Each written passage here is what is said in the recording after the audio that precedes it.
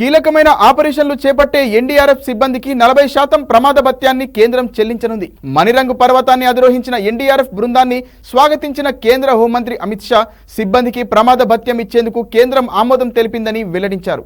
NDRF బృందాలు చేపట్టే కీలక ఆపరేషన్ల దృష్ట్యా సిబ్బందికి 40% ప్రమాద భత్యం ఇవ్వనుంది కేంద్రం. హిమాచల్ ప్రదేశ్లోని 21,625 అడుగుల ఎత్తైన మణిరంగు పర్వతాన్ని అధిరోహించిన 35 మంది సభ్యుల ఎన్డీఆర్ఎఫ్ బృందాన్ని స్వాగతిస్తూ కేంద్ర హోంమంత్రి అమిత్ షా మాట్లాడారు. సిబ్బందికి ప్రమాద భత్యం ఇచ్చేందుకు కేంద్రం ఆమోదం తెలిపినట్లు చెప్పారు.